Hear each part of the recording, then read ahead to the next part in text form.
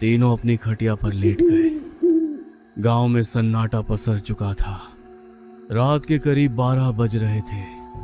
तभी राघव की नींद खुली। उसे जोर से पेशाब महसूस हुई। वह उठकर थोड़ा दूर अंधेरे की तरफ गया।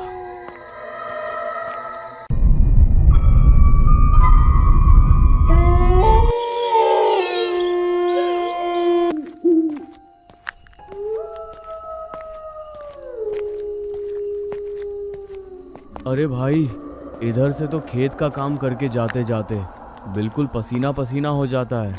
इतनी भयंकर गर्मी है कि क्या बताएं। मन करता है बस घर पहुंचूं और खा पी के सो जाऊं। लेकिन भाई, घर में घुसते ही ऐसा लगता है जैसे किसी भट्टी में घुस गए हों। पसीने में तरबतर हो जाते हैं, नींद भी नहीं आती। अरे ये तो बात तुमने बिल्कुल सही कही हरी भाई। खेत में तो सूरज परेशान करता ही है। घर जाकर भी चैन नहीं मिलता। हम इतने गरीब हैं कि एक पंखा खरीदने का पैसा भी नहीं है हमारे पास। क्या गरीबी है भाई। अरे भाई, क्यों ना हम आज घर के अंदर न सोकर घर के बाहर सोएं। बाहर तो कम से कम ठंडी हवा चलती है, न पसीना होगा न घुटन। आराम से खटिया बिछाएंगे और मज़े की नींद लेंगे। क्या कहते हो? लेकिन भाई, गांव के बड़े बुजुर्ग तो यही कहते हैं कि रात को बाहर सोना खतरे से खाली नहीं। पर तुम दोनों इतना कह रहे हो तो ठीक है, आज रात बाहर ही सोएंगे। पर सच में डर तो लगता है भाई। राघव, तू डर मत भाई। हम तीनों साथ रहेंगे तो चुड़ैल का बाप भी कुछ नहीं कर पाएगा। आएगी तो उसे डंडे से भगा देंगे। आज रात बाहर ही सोना पक्का रहा। वे बातें करते हुए जंगल के संकरे रास्ते पर आगे बढ़ रहे थे।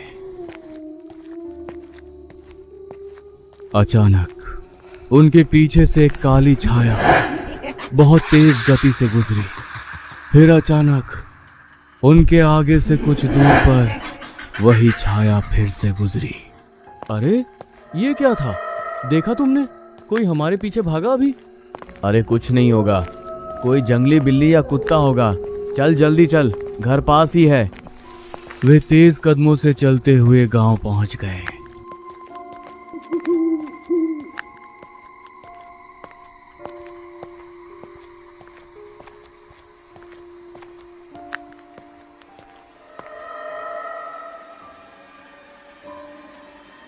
राघव और गोपाल अपनी अपनी खटिया लेकर पहुंच गए और हरी की खटिया के पास ही बिछा दी। अरे भाई, इस समय तो बाहर भी हवा कम ही है, लेकिन घर से तो अच्छा ही है। घर में तो सांस लेना मुश्किल था। हाँ भाई, बाहर कम से कम आसमान तो दिख रहा है। ठंडी हवा चलेगी तो सुकून से सोएंगे। पर भाई, अगर सच में कोई जानवर आ गया तो? अरे भाई, ये गांव है, कोई गहरा जंगल नहीं कि शेर आ जाएगा। तुम लोग बस डरावनी बातें सोचते हो। आराम से सो जाओ। सुकून तो है हरी भाई, पर गांव वाले जो कहते हैं कि कोई चुड़ैल भटकती है, कहीं वो हमारी चारपाई के नीचे आकर न लेट जाए, मुझे तो सोचकर ही डर लग रहा है। अरे भाई राघव, चुड़ैल सब अफवाह है। चुपचाप सो जाओ, कुछ नहीं होगा। तीनों अपनी खटिया पर लेट गए। गांव में सन्नाटा पसर चुका था। रात के करीब 12 बज रहे थे। तभी राघव की नींद खुली। उसे जोर से पेशाब महसूस हुई। वह उठकर थोड़ा दूर अंधेरे की तरफ गया। जब वो पेशाब कर ही रहा था, तभी उसके पीछे से कोई साया बिजली की तेजी से भागा। कौन है मेरे पीछे? हरी भाई, तुम हो क्या? उसने पीछे मुड़कर देखा। उसके सामने एक भयानक डरावनी चुड़ैल खड़ी थी। तू कौन है? यहाँ क्या कर रही है? भाग जा यहाँ से। राघव, तुझे बाहर सोने का बहुत शौक है ना? घर में गर्मी लगती है तो सो जा। कल भी बाहर ही सोना। बाहर सोने में तुम्हें बहुत मजा आएगा। वो वहां से अपनी जान बचाकर बेतहाशा भागा। वो इतना डर गया था कि उसने गोपाल और हरी को जगाया भी नहीं। हरी के घर के अंदर घुस गया। वह खिड़की से बाहर झांकने लगा। तभी उसने देखा कि वह चुड़ैल राघव की खाली खटिया पर, जो कि बीच में थी, आराम से लेट गई। अरे, मैं तो भाग आया, लेकिन ये चुड़ैल तो मेरी खटिया पर ही लेट गई। हरि और गोपाल, जो अगल बगल की खटिया पर सो रहे थे, उन्हें जरा भी इल्म नहीं था कि मौत उनके ठीक बीच में आकर लेट गई है अचानक, और राघव की ही आवाज में बोलने लगी। अरे हरि, ओ हरि भाई, गोपाल, जल्दी उठो यार, देखो इधर कोई आया है, उठो जल्दी। अरे यार राघव, सोने देना भाई, अभी तो आंख लगी थी, तू रात भर सोने नहीं देगा क्या? तुझे बोला था ना कि ये सब वहम है, चुपचाप सो जा भाई। अरे भाई, मैं सच बोल रहा हूँ, एक बार आंख खोल कर तो देखो, मैं कहाँ हूँ और मेरे साथ कौन है, उठो जल्दी। गोपाल ने झल्लाकर अपनी आंखें खोली। उसने सोचा कि वह राघव को डांटेगा, लेकिन जैसे ही उसकी नजर बीच वाली खटिया पर पड़ी, उसकी चीख गले में ही फंस गई। हाँ, हरी भाई, उठो, जल्दी देखो, बीच में कौन है? हरि की नजर जैसे ही उस डरावनी आकृति पर पड़ी, उसके रोंगटे खड़े हो गए। हरि और गोपाल ने एक दूसरे की तरफ देखा और बिना एक पल गंवाए खटिया से कूदे और सीधे हरि के घर के दरवाजे की तरफ भागे। राघव, तू अंदर कब आया और हमें बताया क्यों नहीं? हम तो मर जाते बाहर। भाई, मैं क्या बताऊं, मैं जब पेशाब करने गया तो उसने मुझे पकड़ लिया था। मैं इतना डर गया था कि मेरी सिट्टी पिट्टी गुम हो गई। मैं जान बचाकर भागा और तुम दोनों को आवाज देने की हिम्मत ही नहीं हुई। मुझे माफ कर दो भाइयों, पर मैं सच में बहुत डर गया था। अरे भाई, तू तो भाग आया, पर हम दोनों तो मौत के बगल में सो रहे थे। अगर मेरी आंख नहीं खुलती तो आज हमारी लाशें मिलती। अब जो हुआ सो हुआ, कम से कम हम तीनों सलामत तो हैं। लेकिन अब क्या करेंगे, ये रात कैसे कटेगी? और सबसे बड़ी बात, अब हम कभी बाहर नहीं सो पाएंगे। बाहर कभी पायल की आवाज आती तो कभी किसी के रोने की।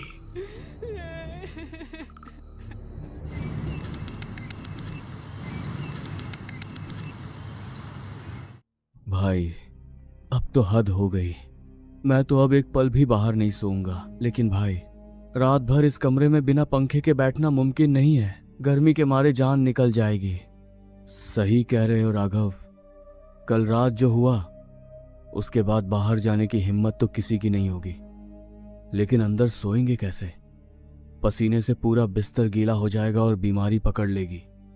मुझे एक रास्ता सूझ रहा है। देखो, हम तीनों गरीब हैं, अकेले कोई पंखा नहीं खरीद सकता। लेकिन अगर हम तीनों अपने बचे कुचे पैसे मिला दें तो एक सस्ता सा फर्राटा टेबल फैन आ सकता है। हम तीनों मेरे इसी कमरे में वो पंखा लगाकर सोएंगे, गर्मी भी नहीं लगेगी और हम सुरक्षित भी रहेंगे। वे तीनों तुरंत घर से निकले और दूसरे गांव की ओर पैदल ही चल पड़े।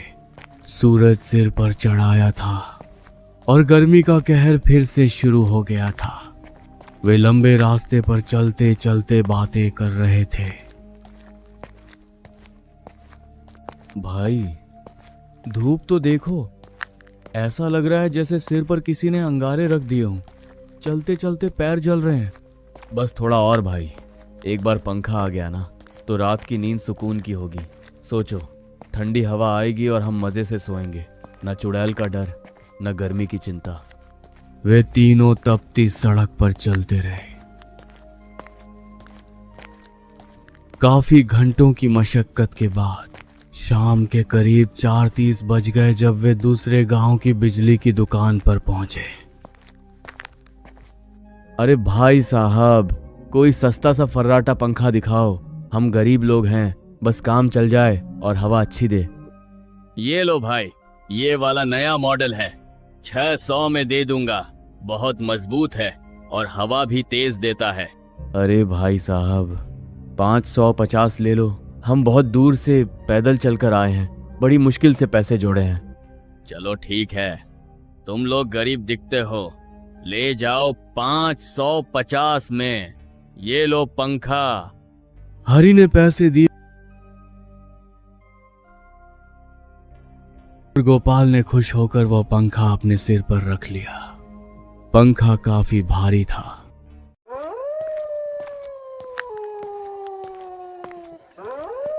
अब सूरज ढलने लगा था और आसमान में लाली छा गई थी। उन्हें पता था कि अब उन्हें उसी डरावने जंगल से वापस गुजरना है। चलो भाई जल्दी निकलो, अंधेरा होने से पहले जंगल पार करना है। आज फिर से उस रास्ते पर डर लग रहा है। जल्दी चलो गोपाल भाई, तुम पंखा संभालो, हम तुम्हारे साथ साथ चल रहे हैं। बस 1 घंटा और, फिर हम अपने गांव में होंगे। वे तीनों फिर से उसी जंगल के रास्ते में दाखिल हुए। इस बार सन्नाटा कल से भी ज्यादा गहरा महसूस हो रहा था। गोपाल पंखा सिर पर रखे सबसे पीछे चल रहा था। अचानक उसे महसूस हुआ कि पंखे का वजन धीरे धीरे बढ़ रहा है। अरे भाई, ये पंखा अचानक भारी क्यों होने लगा? ऐसा लग रहा है जैसे कोई ऊपर से इसे दबा रहा हो। अरे भाई थक गए होगे तुम, इसलिए वजन ज्यादा लग रहा है। लाओ मुझे दे दो थोड़ी देर। नहीं भाई, मैं ले चलूंगा, पर सच में अभी तो हल्का था। गोपाल को पता नहीं था कि उसके सिर पर रखे पंखे के ऊपर एक काला धुंधला साया आकर बैठ गया है। अरे भाई रुको, 1 मिनट रुक जाओ, मेरा दम निकला जा रहा है। ये पंखा अचानक इतना भारी कैसे हो गया? अरे गोपाल भाई, तुम थक गए होगे, सुबह से पैदल चल रहे हैं। भूख और प्यास से शरीर टूट गया है, इसलिए वजन ज्यादा लग रहा है। लेकिन भाई, भारी तो ऐसे लग रहा है कि जैसे कोई मेरे ऊपर और आकर बैठ गया हो। गर्दन अकड़ गई है मेरी। जैसे ही पीछे मुड़कर गोपाल की तरफ देखा, उसकी रूह कांप गई। गोपाल सबसे पीछे चल रहा था और उसके सिर पर रखे पंखे के ठीक ऊपर एक काला, धुंधला और डरावना साया बैठा हुआ था। गोपाल को इसका जरा भी अंदाजा नहीं था कि उसके ऊपर मौत सवार है। अरे भाई, गोपाल भाई, ये तुम पंखे के ऊपर किसको बैठा कर ला रहे हो भाई? भागो, उसे नीचे फेंको। क्या? किसको बैठा कर ला रहा हूँ? राघव भाई, तुम क्या बोल रहे हो? मैं तो बस पंखा लेकर आ रहा हूँ। क्या तुम्हें कोई दिख रहा है? हाँ भाई, ऊपर एक काला साया बैठा है तुम्हारे। तुम जो पंखा पकड़े हो, उसके ठीक ऊपर एक औरत जैसा साया बैठा हुआ है। वो तुम्हें घूर रही है। क्या? साया बैठा है? ऐसा नहीं हो सकता भाई, कहाँ से साया आ जाएगा? तुम मुझे डराओ मत राघव, पहले ही बहुत डर लग रहा है।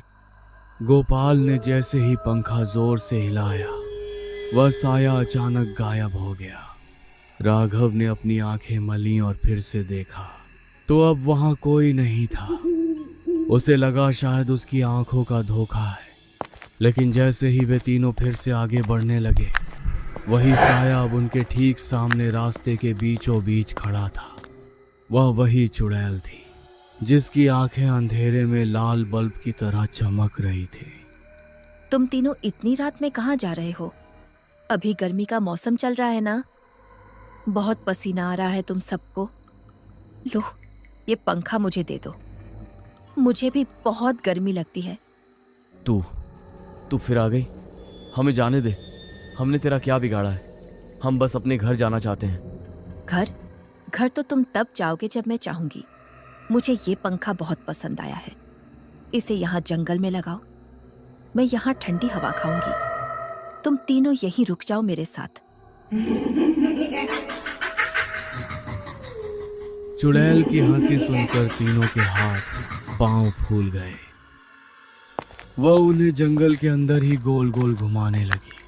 वे एक ही रास्ते पर बार बार आ रहे थे। ऐसा लग रहा था जैसे जंगल का रास्ता खत्म ही नहीं हो रहा। भाई, ये क्या हो रहा है? हम भटक गए हैं हरी भाई, ये चुड़ैल हमें कहीं जाने नहीं देगी। भाई, मेरा पैर भारी होता जा रहा है। मुझे ऐसा लग रहा है जैसे जमीन मुझे खींच रही है। मैं और तेज नहीं भाग सकता।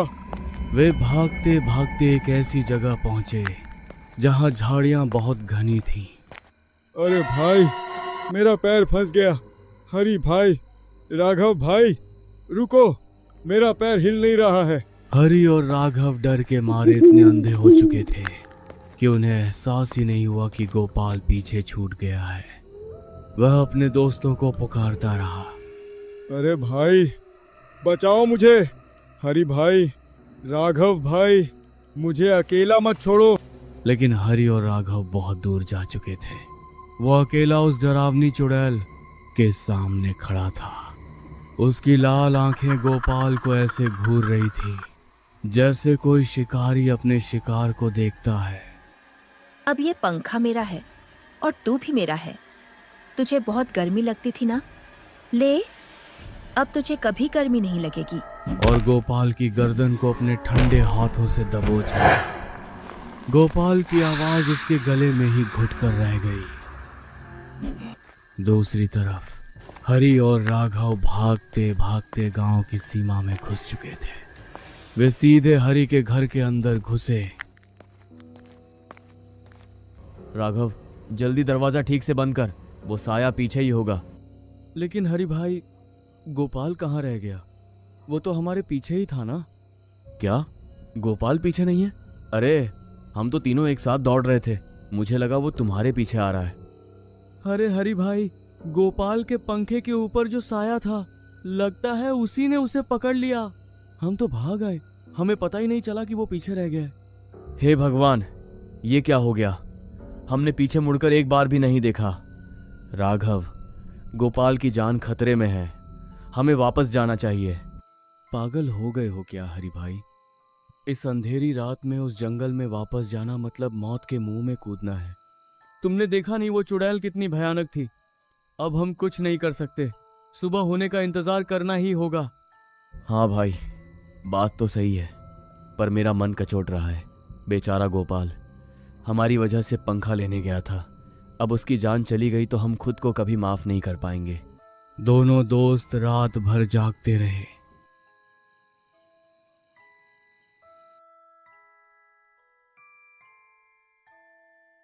हरि भाई, सुबह हो गई है, बाहर सन्नाटा है, चलो चलकर देखते हैं। हाँ चलो, भगवान करे गोपाल सही सलामत हो। जैसे ही हरि ने दरवाजा खोला, उसकी चीख निकल गई। उसकी आंखें फटी की फटी रह गई। दरवाजे के ठीक सामने गोपाल की लाश पड़ी थी और गर्दन पर गहरे काले निशान थे, जैसे किसी ने उसे बहुत जोर से दबाया हो। सबसे डरावनी बात यह थी कि उसके शव के बिल्कुल बगल में वह नया फर्राटा पंखा रखा हुआ था। वही पंखा जिसे खरीदने के लिए वे कल जंगल गए थे। गोपाल, अरे गोपाल भाई, उठो, ये क्या हो गया? अरे कोई दौड़ो, देखो गोपाल को क्या हो गया। ये तो मर चुका है हरि भाई, देखो चुड़ैल ने इसे मार दिया। और देखो ये पंखा भी यहीं पड़ा है, उसने इसे मार दिया और पंखा हमारे दरवाजे पर छोड़ गई। ये हमारी गलती है राघव। अगर हम रात को पंखा लेने नहीं जाते या फिर पीछे मुड़कर देख लेते तो आज हमारा दोस्त जिंदा होता। हमने पंखा तो पा लिया पर अपने भाई को खो दिया। कहानी का अंत यहीं होता है। वे दोनों अब हमेशा के लिए डर के साए में जीने लगे।